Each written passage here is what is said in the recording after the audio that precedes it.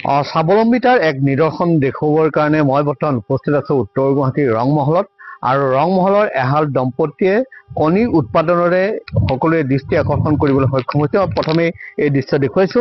ইয়াতে উৎপাদন কৰা কণীয়ে ইতিমধ্যে উত্তৰ গুৱাহাটীৰ লগতে বিভিন্ন ঠাইত সমাদৰ লাভ কৰিছে আৰু এহাল দম্পতীয়ে এই কাম উত্তৰ গুৱাহাটীৰ ৰংমহলত আৰম্ভ কৰিছে। মই ভিতৰৰ এই সুন্দৰ পৰিৱেশ দেখুৱাইছো। ইয়াতে প্ৰায় 200তকৈ অধিক মুৰ্গী আছে। মই দেখুৱাইছো এয়া হৈছে উত্তৰ গুৱাহাটীৰ ৰংমহলৰ এহাল দম্পতীয়ে এনেধৰণে মুৰ্গীৰ ব্যৱসায় আৰম্ভ কৰিছে আৰু ইয়াতে প্ৰতিদিনে কণী উৎপাদন হয় আৰু এই কণী ৰাজ্যৰ বিভিন্ন প্ৰান্তলৈ সুন্দৰ পৰিৱেশ আচলতে ইয়াত দেখিবলৈ পোৱা গৈছে আৰু এহাল অসমীয়া দম্পতীয়ে এনেধৰণে ব্যৱসায় আৰম্ভ কৰিছে কণীৰ ক্ষেত্ৰত।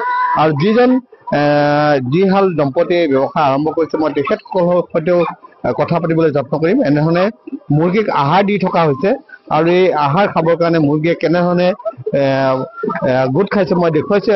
ক'ব গ'লে এক সুন্দৰ দৃশ্য বুলি ক'ব লাগিব। এয়া হৈছে উত্তৰ গুৱাহাটীৰ ৰংমহলৰ এই সুন্দৰ পৰিৱেশ মই নিউজ লাইভৰ দৰ্শক পোনপটীয়াভাৱে দেখুৱাই আছো। যে আপুনি কি কৰি আছে বৰ্তমান? বৰ্তমান মই মুৰ্গীৰ আপোনাৰ কণী উৎপাদন ব্যৱসায়টো আৰম্ভ কৰিছো। দানা দি আছো। প্ৰতিদিনে দিয়ে?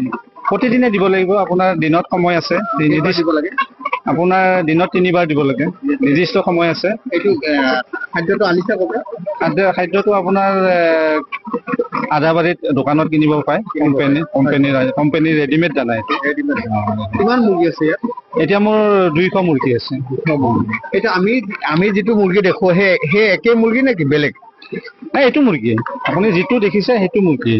এইটো মুৰ্গীয়ে কেৱল কণী উৎপাদন কৰে। কণী উৎপাদন দিনে কিমান ইনকাম কৰে? দিনত আপোনাৰ মাহত আপোনাৰ কণী 7,000 এতিয়া উৎপাদন হৈ আছে। মাহে 7,000 কণী উৎপাদন হয়।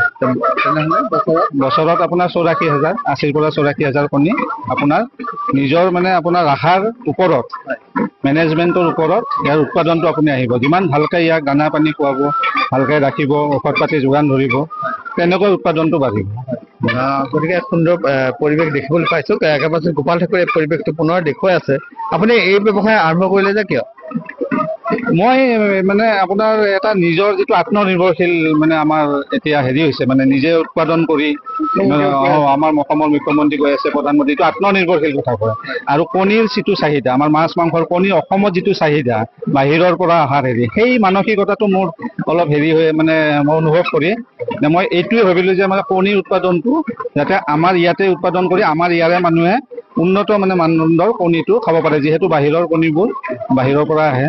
চাহিদাটো কেনেকুৱা পাইছে? চাহিদাটো মোৰ খুবেই ভাল। মই যেতিয়াৰ পৰা কণী উৎপাদন আৰম্ভ হৈছে দিনক দিনে ইয়াৰ চাহিদাটো মোৰ বাঢ়িয়ে গৈ আছে আৰু ভৱিষ্যতে মই ইয়াৰ ডাঙৰকৈ কৰিম। আপোনাৰ মোৰ 1000ৰ উদ্দেশ্য আছে। 1000 মুৰ্গীৰ প্ৰথম পৰ্যায়ত মই 1000লৈ যাম। মুৰ্গীৰ এইটো আনিছে ক'ৰ পৰা? এইটো আপোনাৰ বিভিন্ন ফাৰ্মতো পায়। মই এনেই আপোনাৰ আদাবাৰীৰ শৰাইঘাট এণ্টাৰপ্ৰাইজৰ পৰা আনিছো। তেওঁলোকে সেই লাইনতে ব্যৱসায় কৰে। মই 200 আনিছিলো। ইয়াতে কোনো ধৰণৰ মৰ্টেলিটি হোৱা নাই। তোমাৰ নামটো কি আছিলে? মোৰ নাম শ্ৰী পৰেশ তামুলী। মোৰ মিছেছৰ নাম শ্ৰী মাইনী তামুলী। মোৰ মিছেছে মোক যথেষ্ট সহায় কৰে। তেওঁ মোৰ আচল শক্তি তেওঁৱেই। তেওঁ মোক সহায়ো কৰে, কিন্তু যিটো উৎসাহটো মই তেওঁৰ পৰাই পাওঁ। পঢ়া শুনা কিমান আছে? মই BA পাছ হয়। মোৰ মিছেছ মেট্ৰিক পাছ। গতিকে এহাল দম্পতীয়ে এনেধৰণে মুৰ্গীৰ ব্যৱসায় আৰম্ভ কৰিছে। মই পুনৰ এই দৃশ্য দেখুৱাইছো। এক সুন্দৰ পৰিৱেশ আচলতে দেখিবলৈ পোৱা গৈছে আৰু এনেধৰণে আহাৰ দি থকা হৈছে। আৰু অসমত মুৰ্গীৰ কণীৰ যথেষ্ট চাহিদা আছে আৰু চাহিদাৰ প্ৰতি লক্ষ্য ৰাখি এনেধৰণে ব্যৱসায় আৰম্ভ কৰিছে। বাইদেউ আপুনি ওচৰলৈ আহক। কেনেকুৱা লাগে এই সুন্দৰ? আচলতে চায়ে বিৰাট ভাল লাগিছে। আপোনাৰ কেনেকুৱা লাগে? ভাল লাগে, খুব ভাল লাগে। হয়, আহাৰ সলাই দিয়ে আপুনি? দিওঁ। মই এওঁ ক'ৰবাত গুচি গ'লে, তাৰপিছত কিবা কামত গুচি গ'লে মই এইবিলাক দিওঁ আৰু আধাৰ চাধাৰ দিওঁ, পানী দিওঁ। আৰু এই দৃশ্যটো পুনৰ এবাৰ দেখুৱাবলৈ বিচাৰো। কেমেৰামেন গোপাল ঠাকুৰে দেখুৱাইছে। আচলতে সুন্দৰ পৰিৱেশ বুলি ক'ব লাগিব। আৰু উত্তৰ গুৱাহাটীৰ ৰংমহল গাঁৱৰ এহাল শিক্ষিত দম্পতীয়ে আচলতে এনেধৰণে চাকৰিৰ মোহ ত্যাগ কৰি এনেধৰণে মুৰ্গীৰ কণীৰ আচলতে ব্যৱসায় আৰম্ভ কৰিছে আৰু এই কণীয়ে সকলোৰে দৃষ্টি আকৰ্ষণ কৰিছে, সকলোৰে সমাদৰ লাভ কৰিছে। আৰু অসমত যিহেতু মুৰ্গীৰ কণী আৰু মুৰ্গীৰ যথেষ্ট চাহিদা আছে আৰু সেই চাহিদাৰ প্ৰতি লক্ষ্য ৰাখি এই ৰংমহলৰ এইহাল দম্পতি যি ব্যৱসায় আৰম্ভ কৰিছে কণীৰ, আৰু এই কণীয়ে যথেষ্ট সমাদৰ লাভ কৰা পৰিলক্ষিত হৈছে।